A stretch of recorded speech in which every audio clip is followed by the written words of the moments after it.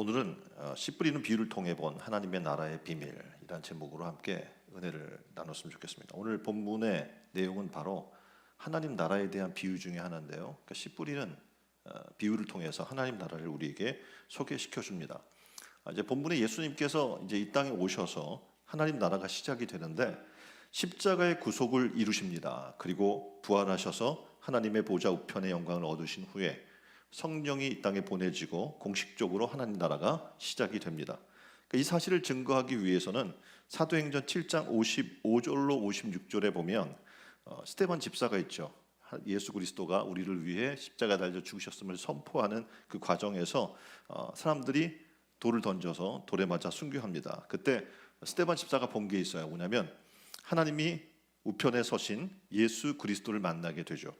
이처럼 예수님은 사람으로 이 땅에 오셔서 하나님께서 지금 완전하고 철저하게 하나님께 순종함으로 말미암아서 다윗에 예언되었던 이 땅에 임하는 영원한 하나님 나라가 이루어지게 하신 거죠. 그래서 그 나라는 주 예수께서 보내신 성령이 이 땅에 오심을 통해서 이 땅에 공식적으로 시작이 된 하나님의 나라입니다. 그래서 예수님이 이 땅에 거하시는 동안에 자신이 십자가 구속을 통해서 이 땅에 임하게 될 하나님의 나라에 대해서 비유로 제자들에게 그리고 주의 백성들에게 가르쳐 주십니다. 하나님 나라가 쉽게 사람들에게 이해될 수 있는 나라가 아니라는 거죠. 성경에 보면 비유로 말씀을 많이 하시는데 오늘 첫 번째 내용을 만나게 되는 내용이 뭐냐면 하나님 나라가 비유로 설명되고 있는 내용입니다. 그러니까 비유로 설명되는 하나님의 나라입니다. 마태복음 13장 10절을 보면 예수님께서 천국의 비밀을 비유로 가르치시니까 제자들이 물어봅니다. 어찌하여 사람들에게 비유로 말씀하십니까? 그냥 직접적으로 말씀하시지. 그랬더니 예수님께서 우리들에게 이 비유로 말씀을 해주시면 하나님의 백성 자녀들은 이 비유를 알아서 이해하고 그 비밀을 알게 되지만 하나님과 관계없는 또 하나님 말씀을 듣지 못하고 영접하지 못한 이들은 비유를 들으면서 도리어 그 마음이 강팍하여질 것이다 라고 얘기하는 겁니다. 그러니까 다시 말하면 천국의 비밀이 선포될 때 복음을 들어 예수 그리스도의 하나님의 나라가 시작된 백성들은 거기서 100배, 60배, 30배 열매를 맺어서 넉넉하게 되어 하나님의 은혜를 충만히 누리게 되지만 그렇지 않은 자는 어떻게 해요? 있는 것도 빼앗긴다라고 이야기를 하고 있는 겁니다. 그래서 하나님 나라 복음은 믿음으로 받지 않는 자들에게는 보아도 보지 못하고 하나님 나라를 보여줘도 그들은 보지 못해요.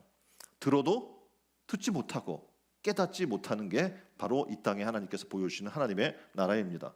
그래서 이 복음을 이 땅에 심기지는 이 현상을 예수님 당시에도 똑같이요. 바리새인들도 어떻게 율법 학자들이에요. 그리고 종교 지도자들 보면 얼마나 성경을 연구했겠습니까? 근데 그들도 어떻게 해요? 하나님 나라를 보지 못했어요. 하나님 나라를 보여주셨는데도 그들은 보지 못했고 깨닫지도 못했고 들어도 그것을 듣지 못하는 현상이 일어났던 겁니다. 오늘 본문은 하나님 나라에 대한 주님의 비유 중에서 첫 번째 비유인데 그곳에 모여든 큰 무리들에게 지금 이 비유로 천국에 대해 이야기하고 있는 겁니다. 무리가 바닷가에 모였습니다. 사람들이 너무 많이 모이니까 예수님께서 배를 바다 위에 띄워서 이제 거기서 말씀을 선포하고 계십니다. 그리고 무리들은 산의 그 물가에 쭉 줄비하게 늘어서서 그 말씀을 듣죠.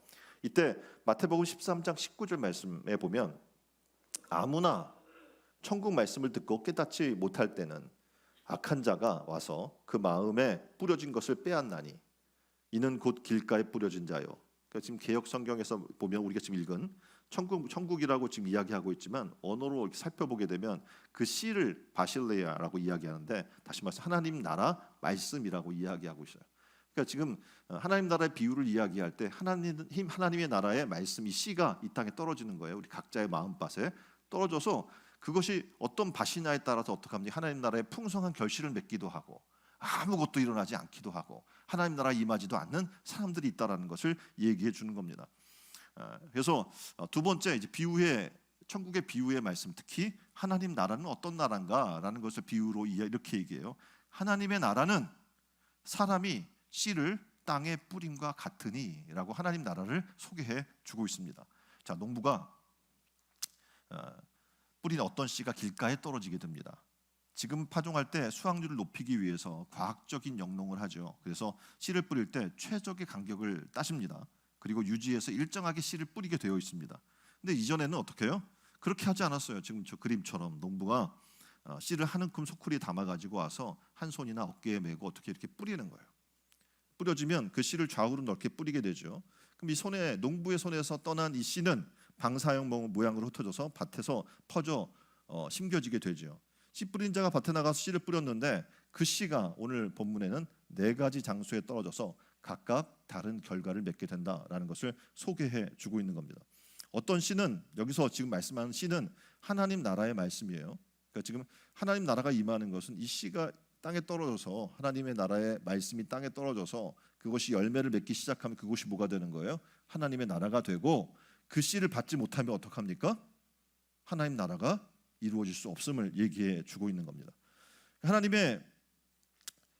나라의 말씀 이건 뭡니까? 복음이겠죠. 복음이 이 말씀이 뿌리 내리는 사람은 가장 먼저 누구를 얘기하겠습니까? 뿌리 이걸 처음 와서 뿌린 사람은 그리스도를 얘기하겠죠. 그리고 그것을 받아서 열매를 맺고 하나님의 사람이 된 사람들은 어떡합니까? 또 그와 함께 동일하게 농부가 되어 뿌리는 자가 되는 겁니다.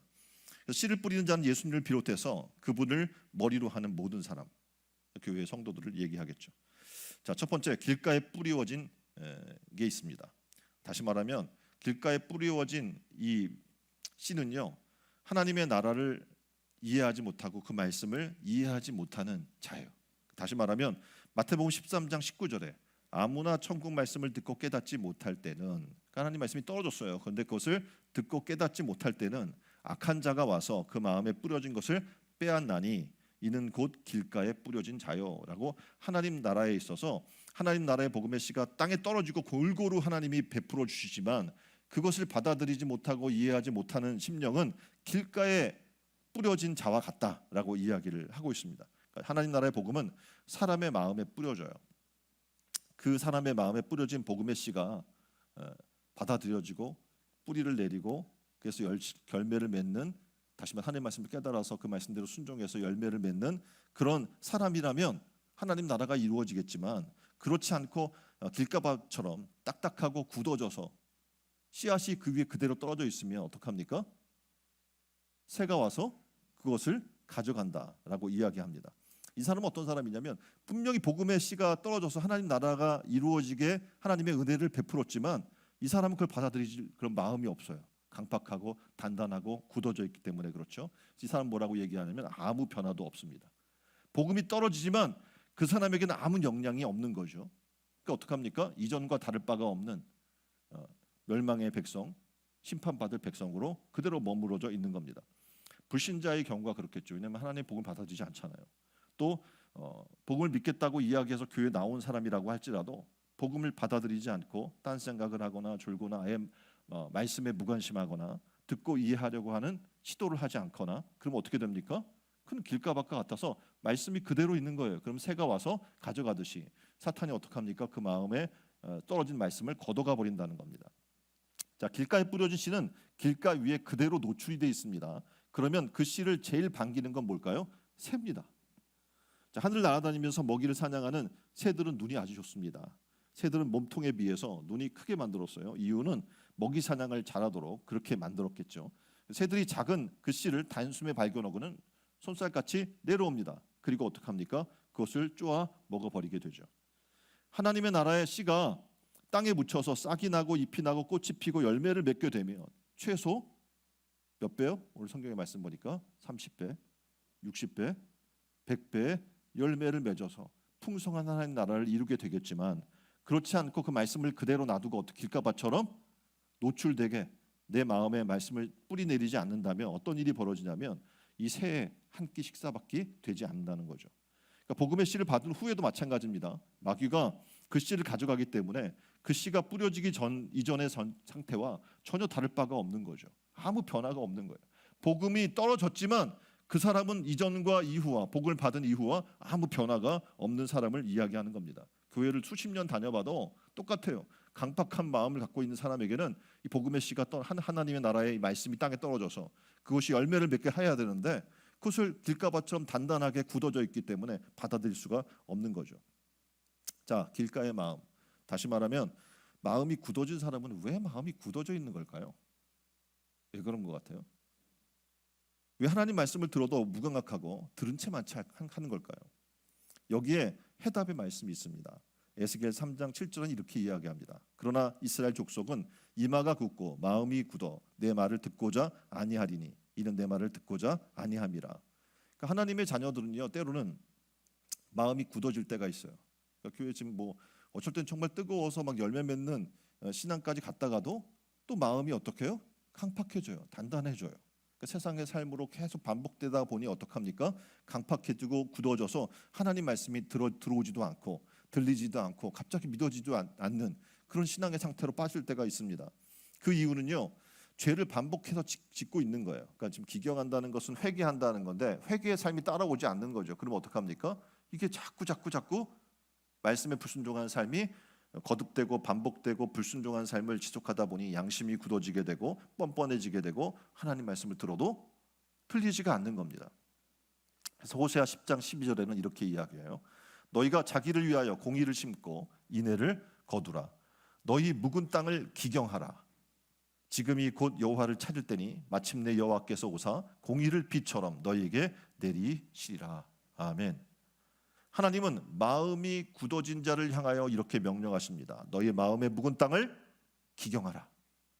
여러분이 교회를 다니시면 이걸 기경하지 않으면, 그러니까 밭은 때때로 한 번씩 기경해 줘야 되겠죠. 그래야 어떡합니까? 다시 씨앗이 떨어져도 그것을 수용할 옥토가 되는 거예요. 그렇지 않고 가만히 내가 이전에 열매 맺은 땅이라고 해도 내버려 둔다면 굳어지고 딱딱해져서 그 씨앗이 어떻게 땅에 떨어져도 받아들일 밭 상태가 되지 않는 겁니다. 교회를 여러분이 10년, 20년 오래 다니다 보면 이런 상태가 돼요. 그럼 어떡합니까? 기경해야 되는 거예요. 기경하는 것은 굳어진 밭을 농부가 쟁기로 갈아엎는 것을 얘기합니다.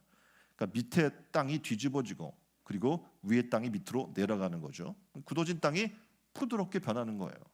여기에 두 가지 목적이 있습니다. 하나는 굳어진 땅을 부드럽게 해서 흙이 이 하늘나라의 복음의 씨앗이 떨어졌을 때 그것을 품을 수 있게 하는 의도가 있는 거예요. 다시 말해서 여러분이 회개하고 말씀을 듣고 계속해서 어떻게 해요? 땅을 기경하는, 여러분의 마음의 밭을 기경하는 상태로 이 시간에 오면 말씀이 쑥쑥 들어가는 거예요. 그렇지 않은 상태, 세상의 삶을 살고 세상의 것들 염려, 근심, 걱정의 삶으로 살아나가고 하나님 말씀을 남의 것처럼 수용하지 않는 그런 마음으로 세상의 방법과 세상의 경험을 의지하는 마음으로 살아왔다면 여러분의 마음은 딱딱해져 있을 겁니다. 그럼 어떻게 해요? 말씀이 들어갈 수가 없죠. 그래서 기경하라는 것은 회개하라는 거예요. 말씀을 듣고 회개해서 내 마음의 밭을 갈아엎어야 돼요. 갈아엎게 되면 하나님의 말씀이 이 땅에 떨어지고 거기에 어떻게 해요? 밭이 그냥 더 좋은 밭이 되게 하려면 거기에 퇴비도 넣고 비료도 넣어서 골고루 또 섞여야 되잖아요. 그래서 기경하면서 뒤집어 엎으면서 그런 영양 있는 밭이 되게 만들어 주게 하려는 의도가 있는 겁니다. 그래서 우리의 마음이 죄로 말미암아 굳어질 때가 있습니다. 어떨 때는 그것도 모르는 때가 있어요. 내가 죄를 지고 반복해 죄를 짓다 보면 내가 죄 가운데 거해져서 내 심령이 강팍해져 있다는 사실을 모를 때가 있는 거예요. 그러다가 어느 순간 내 마음이 굳어져 있구나라고 말씀을 듣고 깨달을 때가 있습니다. 이러다 큰일 나겠구나. 그럴 때 어떻게 해야 돼요? 무릎 꿇고 회개해야 되는 거예요. 내 심령을 기경해야 되는 겁니다. 또한 하나님이 그래도 깨닫지 못할 때는 때로는 징계와 고난이 닥치게 해서 깨닫게 할 때가 있어요. 머뭇거리지 마십시오. 그 순간 어떻게 해요? 무릎 꿇고 회개한 자리로 나가야 되는 겁니다. 그런 깨달음이 오면 즉시 다른 거 다 집어치고 어떻게 해요? 하나님 앞에 와서 그 마음을 기경해야 합니다. 그것은 곧 우리가 회개라고 말합니다. 하나님 앞에 죄를 고백하고 뉘우치는 반성이 일어나야 된다는 거죠. 그렇지 않으면 우리는 계속 이 환경에 얽매일 수밖에 없어요. 사람에게 얽매여 장소에 얽매이고 그리고 어떻게 해요? 관계에 얽매여서 하나님 앞으로 나오지 못합니다. 우리는 죄를 짓게 만드는 환경을 그리고 죄를 짓게 만드는 사람을 장소를 관계를 떠나야 돼요. 그리고 과감히 끊어 버려야 되는 줄 믿습니다. 그렇지 않으면 마귀의 유혹에 계속해서 반복적으로 넘어갈 수밖에 없게 되는 거죠. 혹시 내 마음이 요즘 길가의 마음이지 않은가? 내 자신 상태를 한번 돌아봤으면 좋겠어요. 간단해요. 말씀을 들어도 별 감흥이 없어요. 말씀을 들어도 깨달음이 없어요. 말씀을 들어도 기쁨이 없어요. 말씀을 듣고도 순종하는 삶이 없으니 무감각해져 있는 삶을 살아나가는 거예요. 만약 그렇다면 나는 지금 길가 밭의 상태인 겁니다. 설교를 들으면서 자꾸 딴 생각을 합니다. 졸음이 옵니다. 왜냐하면 말씀을 듣기 위해 준비해야 되거든요. 밭을 갈아와야 되는데 안 하고 급하니까 그냥 왔어요. 그럼 어떻게 해요? 말씀이 당연히 씨앗이 떨어져도 수용할 능력이 되게 없는 거죠. 그러니까 설교 들으면서 딴 생각하거나 졸거나 다른 행태의 모습들이 나타나게 됩니다. 이것이 바로 길가 마음이 되었다는 신호입니다. 깨어나십시오. 그리고 여러분이 직접 부지런한 농부로 거듭나십시오. 묵은 땅을 갈아 엎으십시오. 기경하십시오. 하나님 앞에서 회개의 기도를 드리시길 바랍니다. 숨겨진 나쁜 습관이나 죄가 있다면 이 시간 낱낱이 하나님 앞에 고백한 여러분 되기를 주님의 이름으로 축원드립니다. 계시록 2장 5절 이렇게 말씀해요. 그러므로 어디서 떨어졌는지를 생각하고 회개하여 처음 행위를 가지라. 만일 그러하지 아니하면, 회개하지 아니하면 내가 내게 가서 내 촛대를 그 자리에서 옮기리라. 어디서 나의 신앙이 떨어졌는가? 내 마음이 왜 굳어졌는가? 왜 길가의 마음이 되었는가? 생각하라는 거예요. 그리고 어떻게 해요? 말씀을 듣고 다시 회개해서 내 마음의 밭을 기경할 것을 얘기하고 있습니다. 그렇지 않으면 여러분이 10년, 20년 열심히 신앙생활을 했다고 하더라도 하나님 그 촛대를 옮겨버리시겠다고 경고하고 있기 때문에 그렇습니다. 이 말씀에 순종할 때 길가의 마음을 기경하고 옥토의 마음을 갖게 되기를 주님의 이름으로 축원드립니다. 자, 두 번째 마음밭입니다. 어떤 밭이 있나요? 씨앗이 땅에 떨어졌어요. 하늘나라의 씨앗이. 그런데 얕은 돌짝밭에 지금 그림처럼 떨어진 경우에 뭐라고 이야기하냐면, 말씀을 듣고 즉시 기쁨으로 이 사람들은 받아요. 흙이 있으니까. 어쨌든 그 속에 근데 뿌리가 없어요. 왜냐하면 돌이기 때문에 잠시 견뎌요. 근데 말씀으로 말미암아 한난이나 박해가 일어날 때 곧 넘어지는 자다라고 이야기를 하고 있습니다. 결국 하나님 나라를 이룰 수가 없겠죠. 그렇죠. 이 돌짝밭도. 그래서 결과적으로 볼 때 씨 뿌리는 자에게 아무런 기쁨도 아무런 유익도 되지 못하는 사람을 얘기하는 겁니다. 자, 하나님의 나라의 말씀에 선포되었을 때 이 돌짝밭의 사람도 즉시 기쁨으로 받습니다. 아멘도 할 줄 알아요. 그런데 문제는 이 사람의 상태가 이 말씀의 씨앗이 뿌리를 내릴 수 있는 상태가 아니라는 겁니다. 그래서 환난이나 박해가 다가오면 어떻게 해요? 신앙이 넘어지고 마는 거죠. 왜 말씀의 뿌리를 내리지 못할까요? 지금 여기 이야기를 하죠. 왜냐하면 돌밭의 특징을 갖고 있기 때문에 그렇다라는 거죠. 흙이 많아야 돼요. 좋은 밭은. 그래서 그 수용력이 생기는 건데 이 밭은 흙이 얇아요. 그리고 뭐가 있어요? 돌이 많아요. 흙이 많지 않고 뭐가 많아요? 돌이 많아요. 그 농사를 지을 수가 없는 거예요. 하나님 나라를 이룰 수가 있는 밭이 아니라는 겁니다. 자, 우리 마음에도 똑같아요. 마음밭이라고 얘기하고 있는데 이 마음밭에 돌이 많은 사람이 있는 거예요. 자, 한번 살펴봅시다. 지금 마음의 돌이 뭘까요? 예? 세상에 좀 씨를 뿌리는 밭에 보면 돌짝밭에 그 자갈들 돌들은 알겠는데 우리 마음의 돌은 뭘까? 마음의 밭에 돌이 있다고 얘기하고 있는데 인생의 어느 순간에 내 안에 돌덩이가 생길 때가 있어요. 그래서 내 신앙의 뿌리를 내리지 못하게 될 때가 있습니다. 예를 들면 과거에 깊은 상처가 있어요. 이게 돌이 돼서 어떤 말씀도 받아들일 수가 없어요. 열등감이 있어요. 하나님 말씀을 듣고도 겸허하지 못해요. 열등감이 있는 사람은 겸손하지 못합니다. 자기를 계속 드러내. 내가 한 걸 나타내야 돼요. 그래서 어떡합니까? 계속 떠드는 거예요. 내가 뭐 했고 다른 사람이 한 것 내가 하고 막 이렇게 다 이렇게 돼버리는 거예요. 또 비교의식이 있어요. 우울증이라는 것 등이 있을 수 있습니다. 때로는 부모에게 받은 상처가 있을 수 있겠죠. 부부간에 받은 상처, 성장 과정에 받은 상처, 이것들이 다 예수를 믿고 구원을 받았다고 얘기함에도 불구하고 자꾸 나의 신앙 성장을 가로막는 요인, 다시 말해서 돌이 되는 거예요.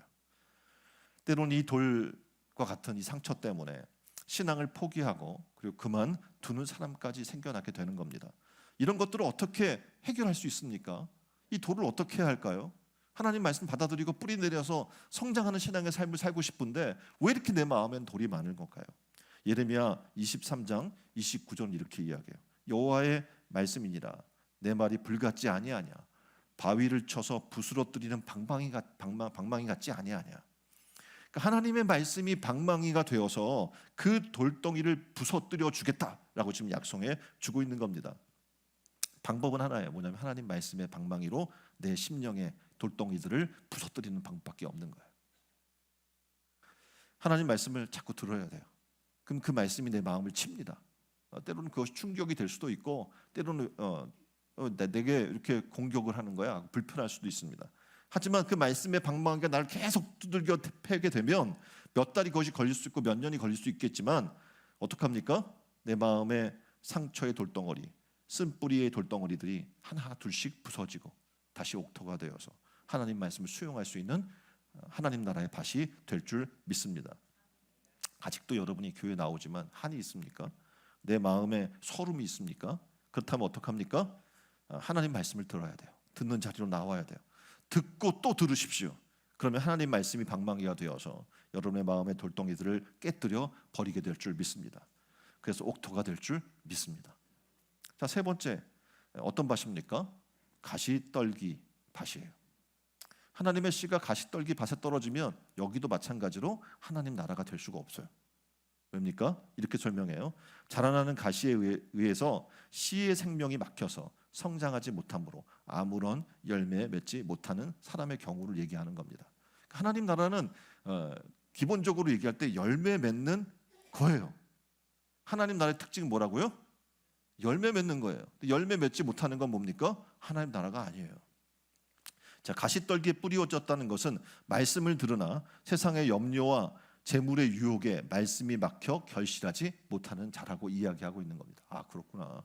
우리가 교회는 나오는데 이 가시와 같은 것들이 내게 있어서 성장치 못하게 하고 하나님 나라를 경험하지 못하게 하는구나. 세상의 염려를 원문으로 보면 이 세대의 염려라고 얘기하고 일시적이고 세속적인 생활에 대한 염려라고 설명을 해주고 있어요. 얼른 생각하면 세상에 살다가 보니까 수많은 걱정거리가 생겨나는 것을 얘기하는 거죠. 염려란 세상살이에 사실상 도움이 안 돼요. 그렇잖아요. 여러분이 키가 작아요. 나 키가 좀 커졌으면 좋겠다라고 계속 여러분이 바라고 소망한다고 키가 커져요? 그럴 수 없거든요. 염려한다고 되지 않는 거예요. 그래서 베드로는 이렇게 우리에게 얘기해 줍니다. 베드로전서 5장 7절에 너희 염려를 다 주께 맡겨 버려라. 아멘. 네. 이렇게 되기 시작하고 그것이 믿음이 되기 시작하면 어떡합니까? 여러분은 다시 열매 맺는 밭으로 거듭나게 될 줄 믿습니다. 재물의 유혹의 원문을 보면 부의 유혹, 그러니까 그리고 부의 즐거움, 그리고 부의 속임수 이런 말로 번역이 됩니다. 그러니까 지금 우리는 물질 만능의 시대에 살고 있고 또 우리나라 굉장히 어떡합니까? 잘 사는 나라가 됐어요. 그래서 어떻게 해요? 물질이면 될 것 같아요. 돈이 많으면 이것저것 내가 원하는 거 다 할 수 있을 것 같아 보이는 그런 유혹에 빠집니다. 그러니까 재물 곧 그 자체는 죄가 아니지만 죄 가운데 빠지게 하는 유혹의 위험성이 있다라는 거죠. 그러니까 현실적으로 사람들이 하나님만큼 아니 그 이상으로 신뢰하고 섬기는 것이 오늘날 뭐예요? 바로 재물임을 우리는 알고 있습니다. 그래서 예수님은 마태복음 6장 24절에 이렇게 경고하고 있는 거죠. 한 사람이 두 주인을 섬기지 못할 것이니 혹 이를 미워하며 저를 사랑하거나 혹 이를 중히 여기며 저를 경히 여김이라. 너희가 하나님과 재물을 겸하여 섬기지 못하느니라. 아멘. 그러니까 재물은 삶의 필수적인 요소이지만 잘못된 어떻게 보면 우리가 부하면 행복해질 거라고는 착각 가운데 빠지게 해주거나 또 재물을 가짐으로 말미암아 하나님을 의지하지 않고 교만해지거나 믿음의 길을 떠나게 만들거나 하는 위험이 있습니다. 그래서 우리는 영생을 눈앞에 두고도 재물에 대한 염려 때문에 근심하며 돌아간 청년 관원을 우리는 기억해야 합니다.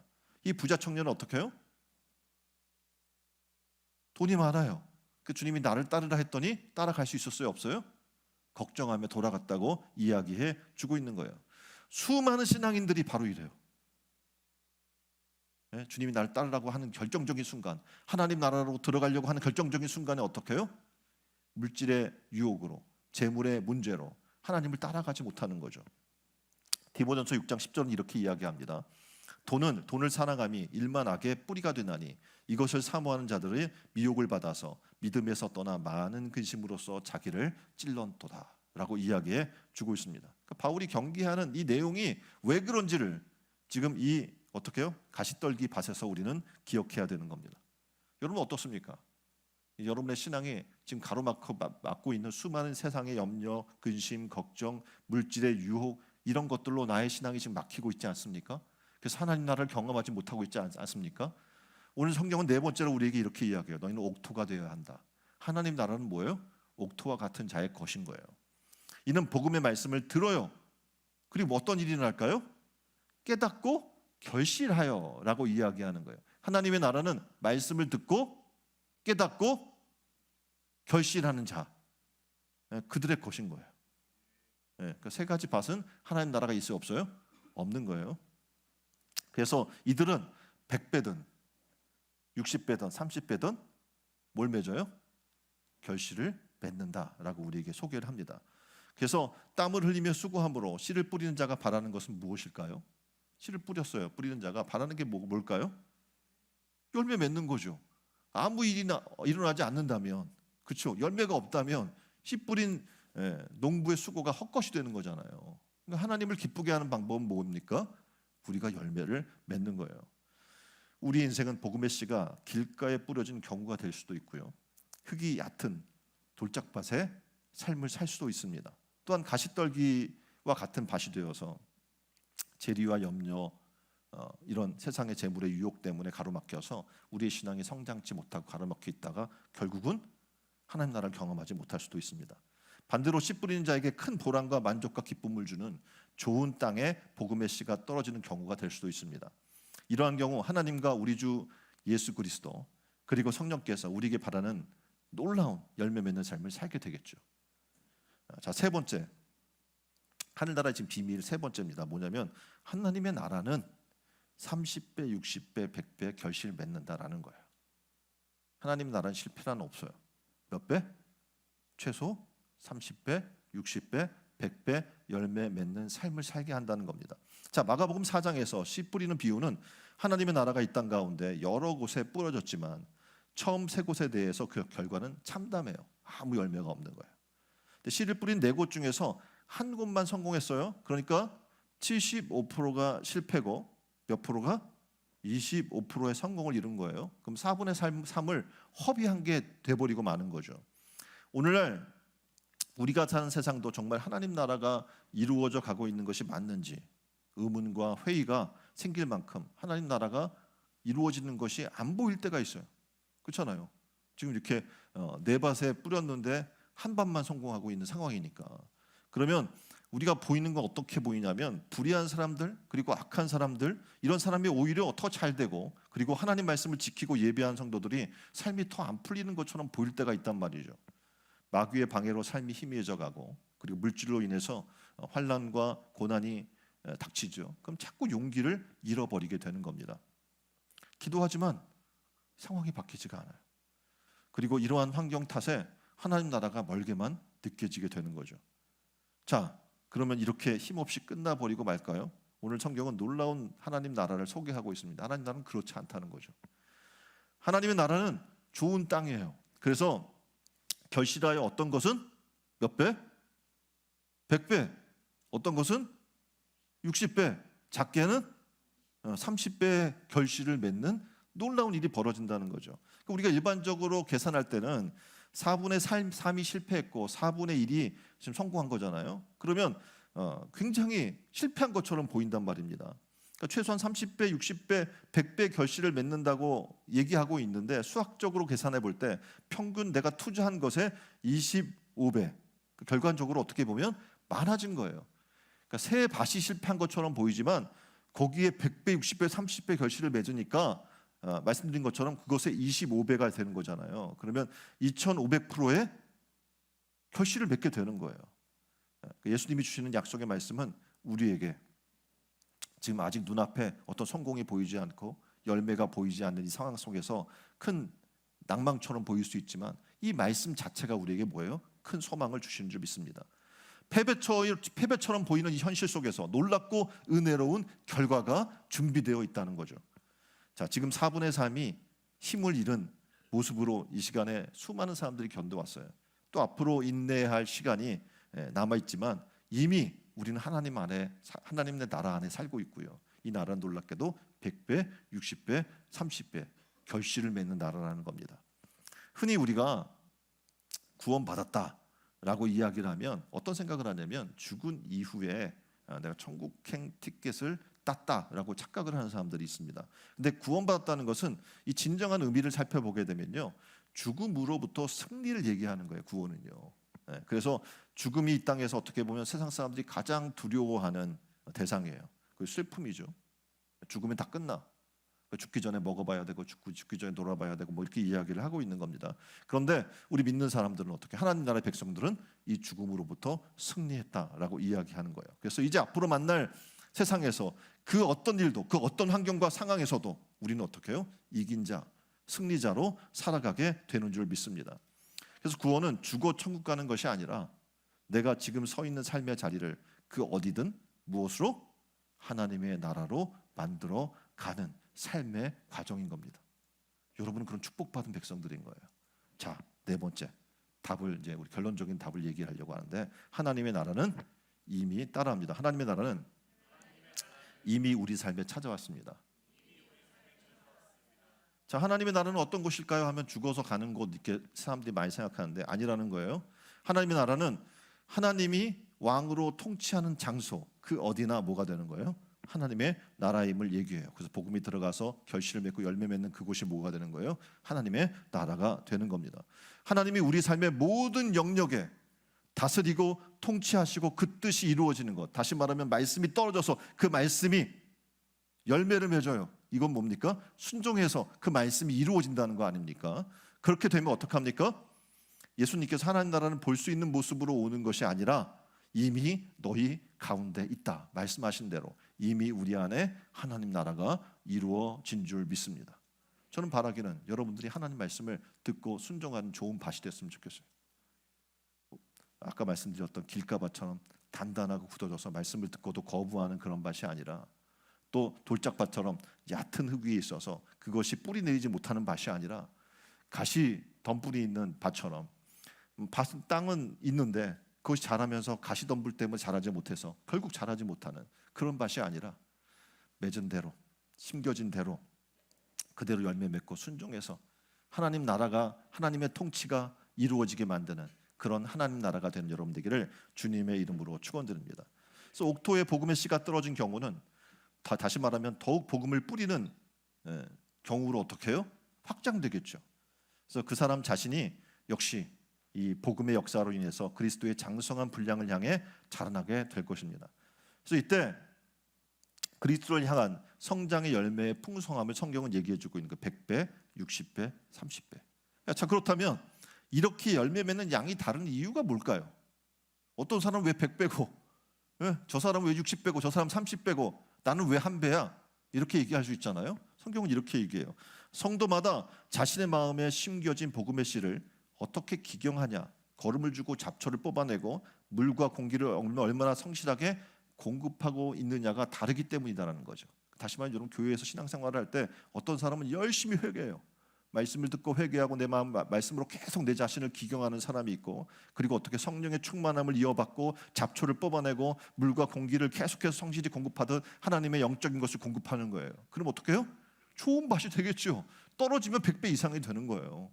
그런 순종적인 삶이 일어나겠죠. 반면에 그냥 1년에 몇 차례 수련회 참석하고 그렇게 해서 한번 뒤집는 사람이 얼마나 효과가 있겠어요? 효과는 있겠죠. 없는 사람보다는.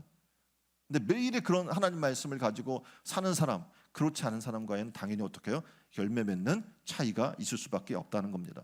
그래서 이 땅에 수많은 사람들이 있지만 오직 옥토에 복음의 씨가 떨어진 경우에만 씨를 뿌리시는 하나님의 나라의 왕이신 예수 그리스도의 나라가 되고, 그리고 그 기쁨을 맞이하게 될 줄 믿습니다.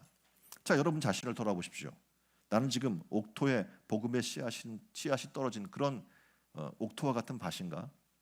그리고 내가 하나님 말씀이 떨어져서 내 성품에 뚜렷한 그리스도를 담는 변화가 일어나고 있는가?